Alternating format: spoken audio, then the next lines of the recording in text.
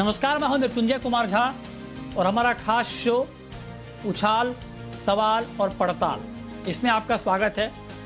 और ये नाम हमने इसलिए दिया है कि तिलहन की कीमतों में जो उछाल आया है, जो ज़ोरदार तेज़ी आई है, इस उछाल पे सवाल खड़े होने लगे हैं और उन सवालों की पड़ताल आज के इस खास शो में हम करेंगे। हमारे साथ मेहमानों का एक खास पैनल मौजूद है। हमारे साथ हैं विजय डेटा एमडी विजय सॉल्वेक्स के, हमारे साथ अतुल चतुर्वेदी हैं, प्रेसिडेंट हैं एसईए के, और साथ ही बीरेन वकील हैं पैराडाइम कमोडिटी के। आप तीनों का बहुत बहुत स्वागत है।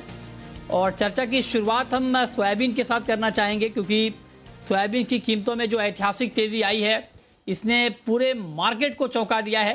7800 रुपये प्रति क्विंटल के पार चला गया है और ये ऐसा भाव है जिसके बारे में किसी ने आउटलुक तो क्या कल्पना भी नहीं की थी कि सोयाबीन का ये प्राइस हो सकता है। हालांकि उसके बाद एक प्रॉफिट बुकिंग शुक्रवार के कारोबार में तेज मुनाफा वसूली आई है 4% से ज्यादा की, लेकिन फिर भी पूरे महीने में करीब करीब 35% तक सोयाबीन के दाम बढ़े हैं और 3 महीने में 72%, एक साल में 108% का उछाल आया है।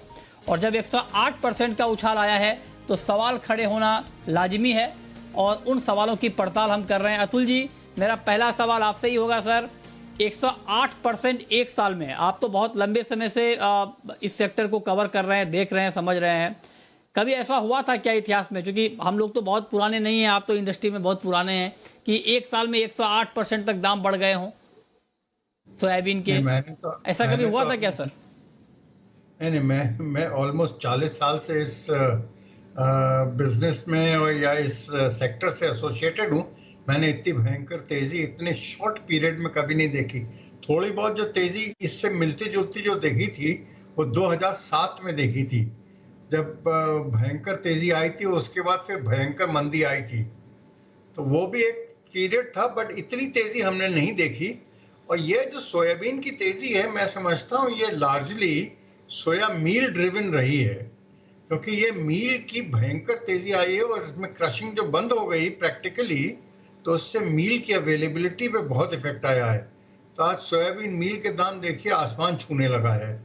और वो पोल्ट्री सेक्टर भी अब वो चिल्लाने लगा है कि उनको परमिट किया जाए कि डी ऑयल मील इंपोर्ट की परमिशन मिले तो वो अपने मुर्गियों को बचाएंगे। तो ऐसी मैंने तो कतई नहीं देखी। ठीक है। तो मतलब आपने कहा कि 40 साल के आपके करियर में आपने इस तरह की तेजी नहीं देखी है। तो सर फिर नाम हमारे शो का ठीक है ना, सवाल, उछाल और पड़ताल। पड़ताल होना तो जरूरी है ना इस तेजी का। जब आप कह रहे हैं कि 40 साल में इतनी बड़ी तेजी आपने नहीं देखी है, तो उसकी पड़ताल तो होनी चाहिए। आपने बहुत सोच समझ के ये टाइटल रखा है। बिल्कुल पड़ताल होनी चाहिए। और ये क्या कारण रहे हैं कि इतनी ज्यादा भयंकर तेजी आई है। जहां तक यूएसए का सवाल है, आज दोपहर में हम लोगों की सुबह में मस्टर्ड की कॉन्क्लेव था, उसमें जो कंक्लूजन निकल के आया वो ये निकल के आया कि ये बहुत ज्यादा कुछ यूएसए में जो अपने जो बाइडेन नए प्रेसिडेंट बने हैं, उनने जो बायोडीजल का पुश किया है, उससे सोया कॉम्प्लेक्स और ये मक्के का कॉम्प्लेक्स, ये इसमें भयंकर तेजी आई है। जहां तक सोयाबीन लैटिन अमेरिका का सवाल है, वहां कोई इतनी भयंकर कोई प्रॉब्लम नहीं है और ना ही पाम में भी प्रॉब्लम है। पाम में भी प्रोडक्शन के हायर मंथ्स चालू हो गए हैं। बट ये जो फंड ड्रिवन है तेजी, ये भयंकर तेजी आई है। पर एक चीज जरा जो आज कंक्लूजन में निकल के आया कि जो भी तेजी है वो अब सारी फैक्टर इन हो गई है। अब कोई नया फैक्टर अभी हाजिर में दिखाई नहीं दे रहा है। ओके, तो मतलब आप कह रहे हैं कि जितनी तेजी आनी थी वो तेजी आ चुकी है, अब कोई नया फैक्टर दिख नहीं रहा है। चलिए अब चलते हैं विजय डेटा जी के पास। और विजय डेटा जी विजय सॉल्वेक्स के एमडी हैं। स्कूटर ब्रांड जो ऑयल आप देखते होंगे वो डेटा जी का ही है। डेटा जी उसकी नुमाइंदगी करते हैं और मस्टर्ड के मार्केट पर बहुत गहरी पकड़ रखते हैं डेटा जी। हालांकि पूरे तिलहन पैक पर इनकी नज़र होती है और जब मस्टर्ड पे नज़र है तो सोयाबीन तो भाई ही है, तो उसको आप कैसे छोड़ सकते हैं। तो विजय जी अब आप जरा ये बताएं सर कि अब आप मुझे ये बताएं कि जो तेजी आई है सोयाबीन में, मस्टर्ड में, मैं सीधा आपसे यही पूछना चाहता हूं कि जो फंडामेंटल हमारे सामने खड़े हैं प्रोडक्शन शॉर्टेज के या अंतर्राष्ट्रीय बाजार में सप्लाई कम होने के, क्या उन फंडामेंटल के दम पे जो तेजी आई है वो जायज है, या आपको लगता है कि फंडामेंटल तो ठीक है मजबूत थे लेकिन इतने भी मजबूत नहीं थे कि सोयाबीन 7800 का हो जाए और मस्टर्ड 7000 के ऊपर चला जाए? देखिए, सोयाबीन के बारे में तो मैं नहीं बोलता हूं, लेकिन मस्टर्ड के बारे में जरूर कह सकता हूं। पूरा मार्च और 10 अप्रैल तक सरसों के मुकाबले सोयाबीन तेल ऊपर चलता रहा। ऐसा बहुत कम होता है, रेयरली होता है कि सोयाबीन तेल सीजन में कभी होता था 2-4 रोज के लिए ऊपर हो जाता था जब सरसों का प्रेशर आता था, लेकिन 2-4-5 रोज से ज्यादा सस्टेन नहीं करता था। इस साल 40 दिन से ज्यादा तक सोयाबीन तेल ऊपर बिकता रहा, वरना साल भर सोयाबीन तेल 10, 20, 25 रुपए किलो नीचा बिकता है सरसों कच्चे घानी से। और इस साल हुआ यह है कि मार्च और फर्स्ट वीक सेकंड वीक अप्रैल तक सरसों रिफाइंड भी होता रहा। सरसों की जो मुख्य गुण होता है वो इसका पंजेंट ऑयल होता है, इसकी जो कड़वाहट होती है, इसमें जो छरछरापन होता है, झांस होती है, उसकी वजह से सरसों तेल हमेशा सोयाबीन रिफाइंड से ऊंचा बिकता है। और कच्ची घानी के रूप में इसकी एक अलग साख है। और कोरोना के बारे में तो विशेषकर यूं कहा जाता है कि ये शरीर के लिए बहुत फायदेमंद है, बिजनेस हर्बल इसकी रेमेडीज है, उस तरीके से फायदा करता है। तो फंडामेंटली सोयाबीन ने ही सरसों को खींचा, हम ये कह सकते हैं। और इसके दाम जो सीजन पे शुरू हुआ अप्रैल इंसिडेक्स में जो 5000 से हुई थी, वो 7072 तो सब गया है, वो सारा सोयाबीन के भरोसे ही गया है। सरसों का इसमें कोई योगदान विशेष नहीं था। अच्छा, सरसों का आप कह रहे हैं कोई विशेष योगदान नहीं था, तो फिर आपके हिसाब से सरसों का प्राइस क्या होना चाहिए था? अगर सोयाबीन बड़े भाई ने सपोर्ट नहीं किया होता छोटे भाई को, मस्टर्ड को, तो फिर अगर इंडिपेंडेंटली मस्टर्ड का मार्केट ऊपर नीचे होता तो आपके हिसाब से फेयर प्राइस क्या होना चाहिए था मस्टर्ड का? डेटा जी। देखिए, मस्टर्ड हम पिछले 10-20 सालों से सरकार के साथ ये बात हमेशा से कहते रहे हैं कि जो आप एमएसपी जो कहते हैं उसको मेंटेन तो होने दीजिए। तो ये पहला साल ऐसा गया है जिस साल सरसों सीजन में ही एमएसपी से नीचे नहीं गया। पिछले 20 साल में मैंने कभी नहीं देखा जब से एमएसपी का ये सिस्टम शुरू हुआ है। और गवर्नमेंट पे हम दबाव बनाते रहते हैं कि आप एमएसपी पे खरीदें। ये पहला ही साल, और इसका वजह ये रहा कि सोयाबीन तेल सरसों तेल से चलता ही आगे ही चलता रहा, इसलिए सरसों को एमएसपी से नीचे नहीं जाना पड़ा। और हालत ये हो गई कि सरसों एमएसपी से 1.5 गुना भाव पे बिक गई। लेकिन किसान को इससे बड़ा फायदा हुआ। ये तो आपने सिम्टम बताया क्या हुआ था, लेकिन नहीं सर, डेटा जी क्या हुआ है मैं आपसे ये नहीं पूछ रहा हूं, मैं आपसे ये पूछ रहा हूं क्या होना चाहिए था। जो हुआ है वो तो हम सब देख रहे हैं। आप जरा ये बताएं कि price, actual price, fair price mustard का क्रॉप को देखते हुए क्या होना चाहिए था? देखिए, गवर्नमेंट ने एमएसपी 4650 पे डिक्लेयर की हुई है। गवर्नमेंट उस रेट पे खरीदती है। लास्ट ईयर 4400 में ही गवर्नमेंट ने खरीदी थी और खूब सरसों मिली थी। इस साल किसी ने रजिस्ट्रेशन ही नहीं कराया क्योंकि सरसों के दाम 5000 से नीचे नहीं गए। और लगातार सोयाबीन इसको खींचता रहा, सरसों इसके पीछे पीछे दौड़ती रही।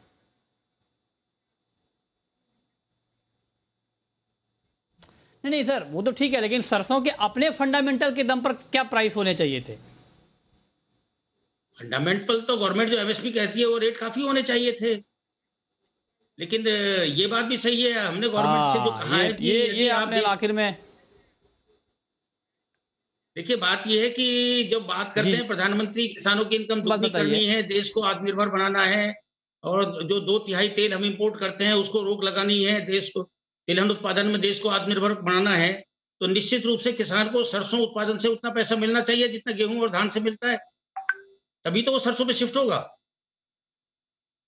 नहीं तो गेहूं धान पैदा करता रहेगा और सरसों के उसको फुर्सत ही नहीं मिलेगी। देश इंपोर्ट डिपेंडेंट होता चला जाएगा धीरे धीरे करके। तो एक लॉजिक बनता भी है, तेजी का अच्छा खासा है जी। वही बात तो सर मैं जी हाँ ठीक है। तो मतलब आप ये कह रहे हैं कि दाम बढ़े हैं तो किसानों को फायदा हुआ है, जिससे इंपोर्ट पर हमारी डिपेंडेंसी कम होने में इससे मदद मिलेगी। बीरेन वकील जी, अब मैं आपसे पूछना चाहता हूं कि आप तो फंडामेंटल और टेक्निकल दोनों ट्रैक करते हैं। अब जरा आप ये बताएं, अभी हम इसकी बात कर रहे हैं कि ये तेजी कितनी जायज है, उसके बाद हम बात करेंगे कि आगे के हालात क्या होंगे, आगे दाम बढ़ेंगे घटेंगे।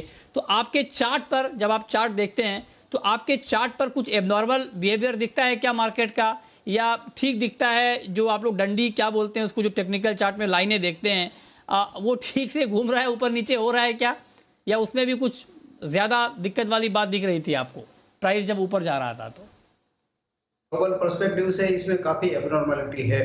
कल मैं देख रहा था तो दालिया सोयाबीन है जो उसमें जो फॉरवर्ड कर्व जिसको बोलेंगे, तो मई सितंबर है वो कंटेंगो मार्केट है, यानी वहाँ सीधा बदला है।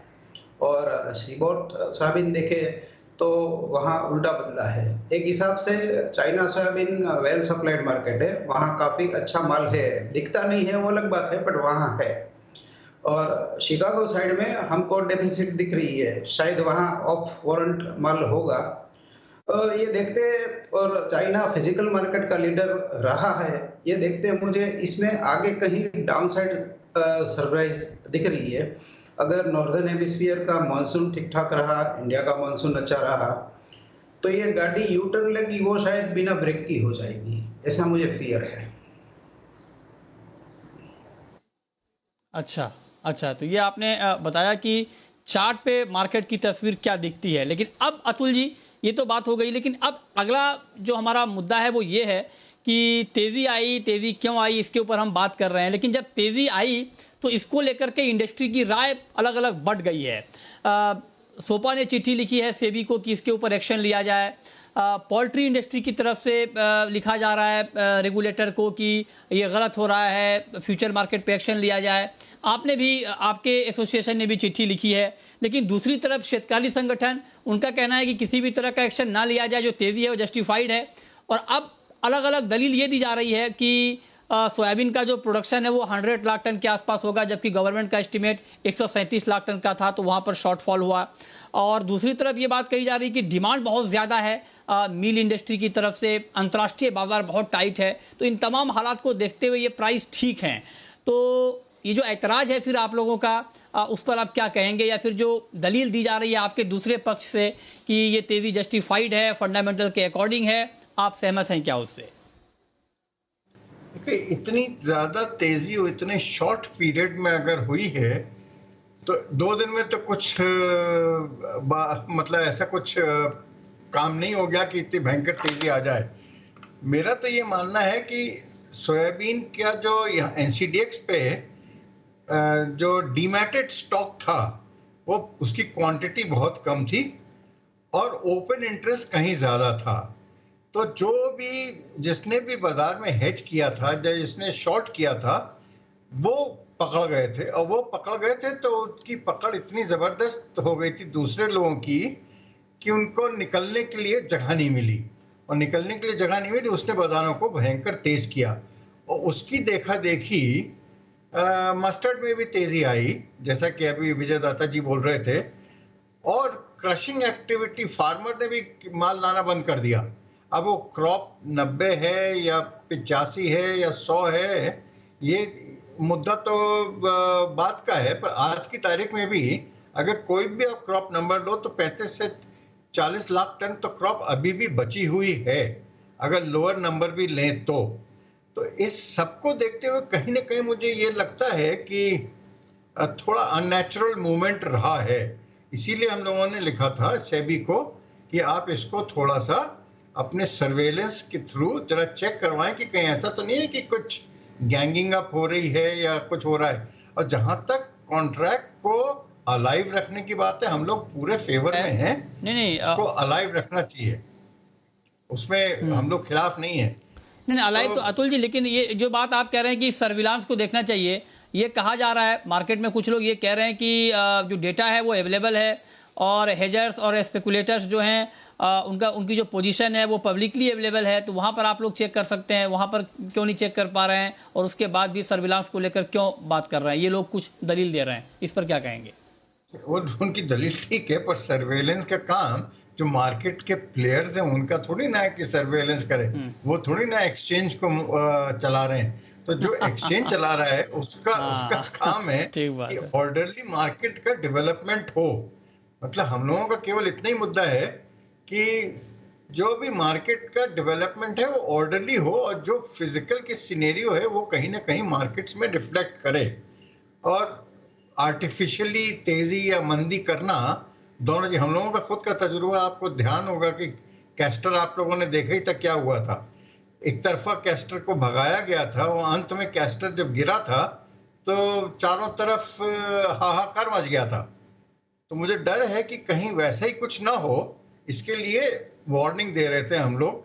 और दूसरा क्या है कि पोल्ट्री इंडस्ट्री को सोयाबीन मील मिलना बंद हो गया, तो जो सोयाबीन मील उनको बेचारों को, उनके लिए तो बहुत इंपॉर्टेंट रॉ मटेरियल है। तो इन सब चीजों के कारण हम लोगों ने बोला था कि आप इसको जरा तवज्जो दें, इसकी तरफ देखें, अगर नहीं है कुछ तो फिर कोई प्रॉब्लम नहीं है, और हम लोग भी कॉन्ट्रैक्ट को कैंसिल करने के कतई खिलाफ हैं। गई है। हाँ, हमारे साथ तीनों खास मेहमान बने हुए हैं। विजय डेटा जी, अब मेरा आपसे सीधा सवाल ये होगा कि क्या सरसों की कीमतें यहाँ से और बढ़ेंगी, या आपको लगता है कि जितनी तेजी आनी थी आ गई है, अब दाम यहाँ से बढ़ेंगे नहीं घटेंगे? आगे के प्राइस आउटलुक को लेकर आपका क्या कहना है? देखिए, ये बात सही है कि सरसों के दाम जिस तेजी से बढ़े हैं उसकी उतनी हमको उम्मीद नहीं थी, और ये तेजी ऐसा लगता है कि कुछ जरूरत से ज्यादा हो गई है। इसलिए इन भावों पे अभी इनको थोड़ा दिन, महीने 2 महीने वेट करना पड़ेगा, और आगे के विदेशों के ही क्लूज लेने पड़ेंगे। जनरली विदेशी क्लूज 2-3 महीने बाद के मंदे के ही आ रहे हैं, इसलिए शायद हो सकता है ये पीक हो चुका हो या पीक के नजदीक ही हो भाव, ऐसा लगता है मुझे। तो यहाँ से भाव घटेंगे क्या सर? क्या प्राइस होगा, क्या किस रेंज में रहेगा आगे एक दो महीने में? देखिए, बहुत ज्यादा घटेगा तो इसलिए नहीं कि किसान के लिए अगली फसल फिर फरवरी मार्च में ही आने वाली है, और उसके पास बहुत समय है देखने के लिए, वेट करने के लिए। किसान बड़ा होशियार होता है हमारे देश का, वो सब समझता है, हर बात को समझता है, उसको पता है फसल तो नहीं आने वाले है नहीं, इसलिए वेट भी कर सकता है। इसलिए जैसे ही भाव घटने लगेंगे, अराइवल्स फिर वापस मंडियों में कम हो जाएगी, इसलिए शायद भाव घटे तो नहीं, लेकिन यहाँ रुक जरूर सकते हैं, ऐसा लगता है। अच्छा, ये आपने बहुत सही बात कही कि भाव घटने की गुंजाइश कम होगी, लेकिन इस लेवल पे भाव रुक जाएगा, मतलब यहाँ से कोई बड़ी तेजी भी दिखेगी नहीं। बीरेन जी, अब फटाफट आप बताएं कि आपका प्राइस आउटलुक सोयाबीन मस्टर्ड को लेकर अगले 1-2 महीने के लिए क्या है? टॉप के कहीं नजदीक है हम, लेकिन एक्चुअल डाउन साइड के लिए डिमांड रेशनिंग को देखना पड़ेगा। अब डिमांड रेशनिंग कहाँ से आता है वो कहना मुश्किल है, but probably we are near the top.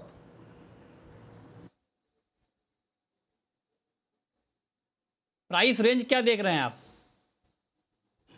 Price range जी। कहना मुश्किल है अभी, क्योंकि सप्लाई डिसरप्शन, लॉकडाउन, काफी अनसर्टिनिटी है। अच्छा, ठीक है। अतुल जी, ऑयल प्राइस को लेकर सर आपका आउटलुक क्या है? सीड पर तो हमने बात कर ली, लेकिन जो तेलों के दाम है उधर तिलहन के दाम बढ़ने से आप कह रहे हैं मुर्गियों को दाना नहीं मिल रहा है, और तेलों के दाम बढ़ने से हम लोगों को ठीक स्वादिष्ट खाना नहीं मिल पाएगा जिस तरह से दाम बढ़ रहे हैं तेलों के। तो तेलों के दाम आगे कम होंगे या नहीं होंगे? देखिए, स्वादिष्ट खाना तो आपको वैसे भी नहीं मिलने वाला घर के अलावा, क्योंकि बाहर के बाजार और बाहर के रेस्टोरेंट सब बंद हो गए हैं। तो हमारे लोगों का ये मानना है कि ये जो अप्रैल का महीना है ना, मैं 2 सेक्टर से एसोसिएटेड हूँ, शुगर से भी एसोसिएटेड हूँ, एडिबल ऑयल से भी एसोसिएटेड हूँ। इस महीने डिमांड काफी स्ट्रांग रही है, और उसका कारण ये है कि सब लोग थोड़ा एक कोरोना के कारण लॉकडाउन के बारे में चिंतित थे, तो इसलिए अगर किसी को घर में 2 किलो कोई चीज चाहिए तो वो 4 किलो लेके रख रहा था। तो ये एक थोड़ा सा डिस्टॉर्शन था कि डिमांड बहुत ज़्यादा स्ट्रांग हो गई थी। पर इसका कॉन्ट्रेरी इफेक्ट ये होगा कि मई महीने में मेरा मानना ये है कि डिमांड बहुत ज़्यादा नॉर्मल रहेगी, या नॉर्मल से मार्जिनली लोअर रहेगी, क्योंकि गर्मी आने से इन सब क्या नाम तली भुनी चीज़ों का खपत कम हो जाती है। तो मेरा तो मानना है कि ये बाजार ऑलरेडी, इसमें सारे जितने बुलिश फैक्टर्स थे वो ऑलरेडी फैक्टर इन हो चुके हैं। अब इस लेवल से ऊपर जाना में तो बहुत ताकत लगेगी, नीचे जितना भी आ सकता है। और जैसा बीरेन ने कहा कि उसके चार्ट ये बता रहे हैं कि भयंकर तेजी भी, मंदी भी आ सकती है, पर वो आएगी कि नहीं आएगी उसका कहना मुश्किल है। बट ऊपर का लेवल अभी मैं समझता हूँ थोड़ा अटक जाएगा। ठीक है, तो इससे सहमति बन रही है कि दाम यहाँ से और बढ़ेंगे नहीं। तेल पर आपका भी यही मानना है डेटा जी कि ऑयल के प्राइस भी अब यहाँ से नहीं बढ़ेंगे? डेटा जी? जी हाँ, अभी बढ़ने के लिए ज्यादा कुछ बचा नहीं है। अच्छा, तो आप कह रहे हैं बढ़ने के लिए ऑयल में भी कुछ बचा नहीं है। सब लोग सहमत हैं कि यहाँ से दाम अब नहीं बढ़ेंगे, ना तेल के ना तिलहन के। चने पर बीरेन जी आपका क्या आउटलुक है? चने के दाम भी हाल के दिनों में बहुत बढ़े हैं, क्या चने का प्राइस भी अब रुक जाएगा या वहां पर कुछ तेजी बाकी है बीरेन जी? चना में शायद आज प्रधानमंत्री गरीब कल्याण वो फूड फॉर ऑल टाइप का कोई स्कीम का मैंने अभी सुना। अगर इसमें चना भी शामिल होता है तो चने में डाउन साइड लिमिटेड रहेगी। वैसे भी मुझे ऐसा लग रहा है कि चने में जो स्टॉक है वो मजबूत हाथों में है, तो इसमें मैं डाउन साइड लिमिटेड देखता हूँ। आप हर बार ये बताते हैं कि मजबूत हाथों में है, लेकिन वो मजबूत हाथ आप बताते नहीं है किसका है वीरेंद्र जी।